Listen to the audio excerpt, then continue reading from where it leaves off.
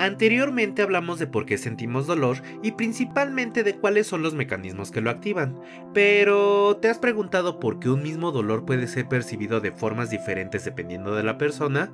Quédate en este video para averiguarlo. Hay quienes soportan fracturas sin quejarse, y quienes sueltan un grito por una inyección. ¿Será que unos son más fuertes que otros? ¿O hay algo más profundo detrás del dolor? En el episodio donde hablamos de por qué sentimos dolor, explicamos cómo el cuerpo detecta el daño físico, cómo funcionan los nociceptores y los distintos tipos de dolor. Si no lo has visto, te recomiendo checarlo para entender la base biológica. Pero hoy vamos más allá. Hoy nos toca meternos en la mente. El dolor no solo es físico, es también emocional. Cuando algo nos duele, no solo se activa una zona específica en el cuerpo, también se encienden regiones del cerebro relacionadas con la emoción, la atención, la memoria y la interpretación. Es decir, el dolor no solo se siente, también se piensa. Dos personas pueden tener la misma lesión, pero si una está relajada y otra estresada, lo más probable es que la segunda experimente más dolor. ¿Por qué? Porque las emociones modulan la forma en la que el cerebro interpreta la señal dolorosa.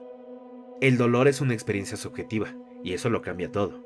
Hay muchos factores que pueden hacer que una experiencia dolorosa se perciba con mayor o menor intensidad. Algunos de ellos son el estado emocional en el momento del dolor. Una persona con ansiedad o depresión tiende a sentir más dolor, no porque esté exagerando, sino porque su cerebro procesa la señal de forma distinta.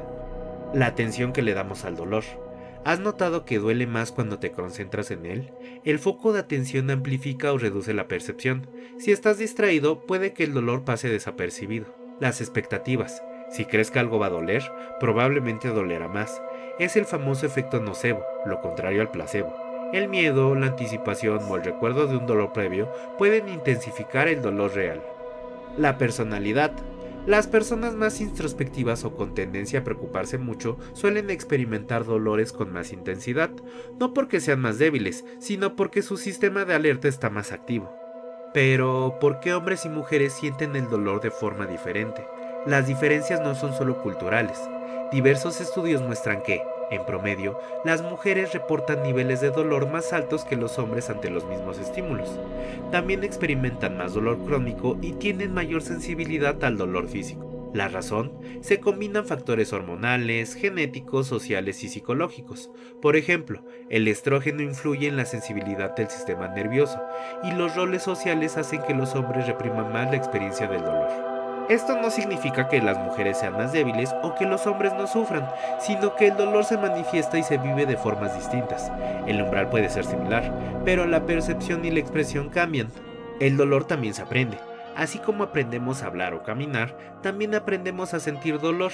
Si un niño crece en un entorno donde el dolor se minimiza o se niega, puede aprender a reprimirlo. Si crece en uno donde el dolor se dramatiza o se premia con atención, puede desarrollarse una hipersensibilidad. Esto no significa que el dolor sea fingido, significa que el cerebro aprende a procesar y anticipar el dolor con base en la experiencia previa. La cultura también importa. Hay culturas donde el dolor se considera una prueba de carácter, como en rituales iniciativos o deportes extremos. En otras se ve como una señal de debilidad que debe ocultarse. Estos valores influyen directamente en cómo interpretamos y reaccionamos ante el dolor, incluso en situaciones médicas. Por eso, un mismo procedimiento quirúrgico puede ser más tolerado en una cultura que en otra, dependiendo las creencias, expectativas y costumbres del entorno. Por otro lado, cuando el dolor ya no es útil, la mente queda atrapada en el sufrimiento. El dolor agudo tiene una función: protegernos, pero cuando el dolor se vuelve crónico, deja de ser útil y empieza a volverse destructivo. Aquí es donde entra la psicología del dolor crónico.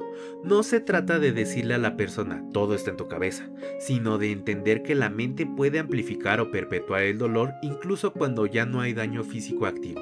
Esto ocurre en condiciones como la fibromialgia, el dolor pélvico crónico o el dolor lumbar persistente. La persona sufre, pero las pruebas médicas no siempre lo explican, y eso puede generar frustración, incomprensión y aislamiento. ¿Qué se puede hacer? Aunque el dolor es real, la forma en la que lo interpretamos puede cambiar, y ahí es donde intervienen las herramientas psicológicas para el manejo del dolor. Entre las más efectivas están el mindfulness y la meditación, que enseñan a observar el dolor sin pelearse con él, la escritura terapéutica, el acompañamiento emocional e incluso la visualización. y en algunos casos el uso del placebo, que demuestra cómo el simple acto de creer que algo va a aliviar el dolor puede aliviarlo. Estas herramientas no eliminan el dolor, pero sí reducen su impacto emocional y lo hacen más manejable. Lo importante es entender que el cuerpo y la mente están conectados y que atender solo uno de los dos deja el tratamiento incompleto. El dolor no solo duele, transforma.